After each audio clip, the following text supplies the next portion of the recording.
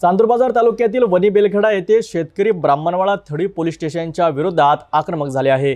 जनावरे चोरीला आळा घालण्यास पोलिसांना अपयश आल्याने संतप्त शेतकऱ्यांनी अन्नत्याग आंदोलन सुरू केले आहे। या आंदोलनाची सविस्तर माहिती घेऊया आमचे प्रतिनिधी सुयोग गोरले यांच्याकडून। अमरावती जिल्ह्यातील चांदूर तालुक्यात असलेल्या वनी बेलखेडा गावात गेल्या अनेक दिवसांपासून जनावरांची चोरी मोठ्या प्रमाणात वाढली आहे। ही केवळ एकट्या दुकट्याची बाब नसून आतापर्यंत 21 शेतकऱ्यांची तब्बल 85 जनावरे चोरीला गेली आहेत। यामध्ये बैलजोडी, गाई, शेळी, म्हशी तसेच शेतीमधील साहित्य अशा विविध वस्तूंचा समावेश आहे। या चोरींमुळे शेतकऱ्यांचे हजारो ते लाखो रुपयांचे नुकसान झाले आहे। ग्रामस्थांनी याबाबत ब्राह्मणवाडा थडी पोलीस स्टेशन आणि अमरावती येथील वरिष्ठ कार्यालयांना वारंवार माहिती दिली, परंतु धक्कादायक बाब म्हणजे अद्यापपर्यंत कोणतीही कारवाई झालेली नाही किंवा कोणतीही चौकशीही करण्यात आलेली नाही। मुकेश अलोने या शेतकऱ्याच्या गोट फार्ममधनं 1 मे रोजी 8 बकऱ्या चोरीला गेल्या होत्या, ज्यात त्यांचे 1.5 लाखांचे नुकसान झाले। त्यांनी पोलिसांना कळवूनही काहीच झाले नाही। गावकऱ्यांनी खासदार अनिल बोंडे यांच्याकडेही तक्रार केली होती। त्यानंतर त्यांनी पोलीस अधीक्षक अमरावती ग्रामीण यांना कारवाई करण्यास सांगितले, मात्र खासदार बोंडे यांच्या पत्रालाही पोलिसांनी केराची टोपली दाखवल्यासारखेच चित्र आहे।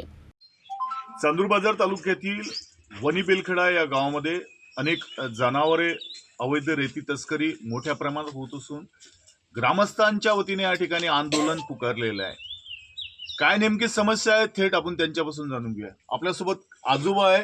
आजोबा, आज आपण या ठिकाणी उपोषणाला बसलेले आहे, काय मागणी आहे आज आपली? आपण काय सांगाल या संदर्भात? आमचे गाई, म्हशी, बकरी हे सर्व हे 10 वर्षापासून जात आहे, चोरीला जात आहे। म्हणून आम्हाला याची दखल घेणे आवश्यक आहे, म्हणून आम्ही इथे उपोषणाला बसलो आहे। आज आपण एवढं वय झालं सुद्धा, या वयात सुद्धा आपण आज उपोषणाला बसत आहे। आज एवढी मोठी पाडी आपल्यावर येत आहे, काय प्रशासनाला सांगाल आपण? काय सांगणार या संदर्भात? मी 81 वर्षाचा म्हातारा आहे, बसलेलो आहे।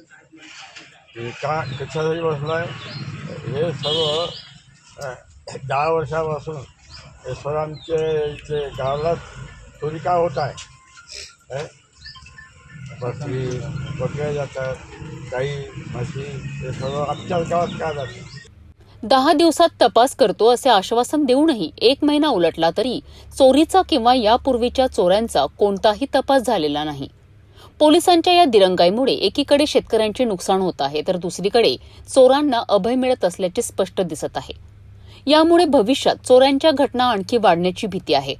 आधीच संकटात असलेल्या शेतकऱ्यांचा, जनावरांचा आधारही या चोरांमुळे हिरावून घेतला जात आहे।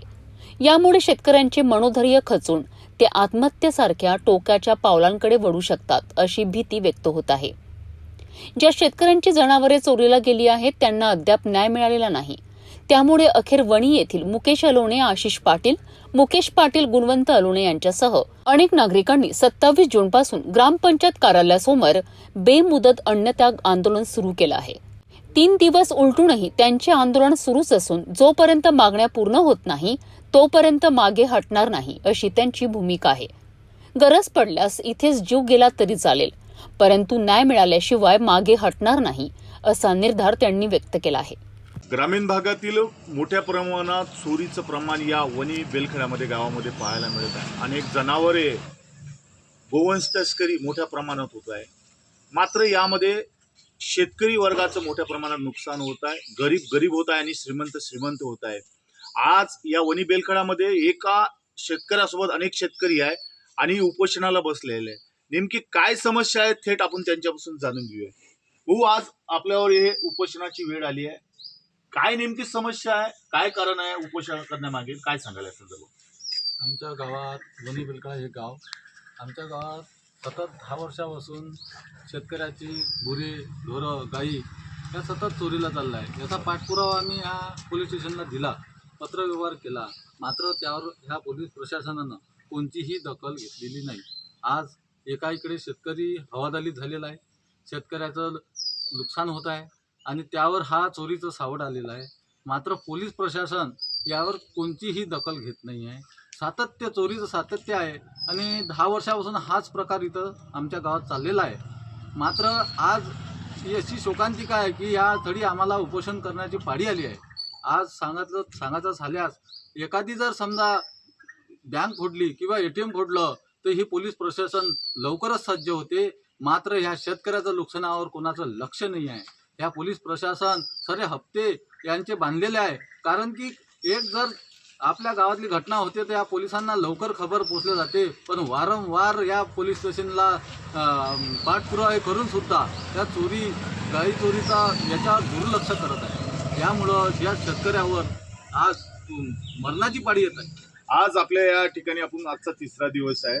या ठिकाणी कुठला प्रशासकीय अधिकारी किंवा राजकीय नेते या ठिकाणी भेट देण्याकरता आले होते का? काय सांगायला संदर्भात? यामध्ये आज उपोषणाचा 3रा दिवस सर्व राजकीय नेते येऊन गेले, पदाधिकारी येऊन गेले आणि या पोलीस प्रशासनाचे अधिकारी सुद्धा येऊन गेले.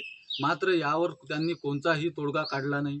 आमची या पोलीस अधीक्षक साहेबांना विनंती आहे की या घटनास्थळी येऊन त्यांनी या सवर घटनेचा पंचनामा करावा आणि यावर नित्य असा घटनांना आळा घालण्यासाठी उपाययोजना काय करतील यावर आम्हाला सविस्तर लेखी स्वरूपात द्यावं. तेव्हाच आम्ही या उपोषणाला सोडणार, नाही तर आमचा जीव गेला तर चालेल, आम्ही तो उपोषणाला हटणार नाही. आपल्या काय पुढील मागण्या काय राहणार आहे, काय सांगायला?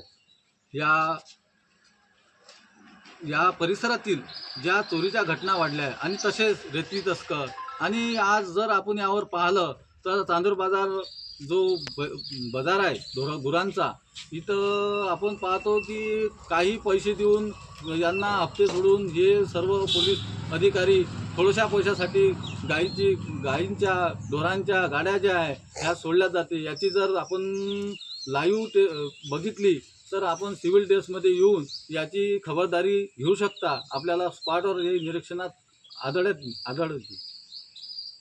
चांदूर बाजार तालुक्यातील वनी विलखेडा या ठिकाणी अनेक जनावरे चोरीला जात आहे. अद्यापही पोलीस प्रशासन शांत असल्याचा गंभीर आरोप या ठिकाणी शेतकरी वर्गाकडून करत आहे.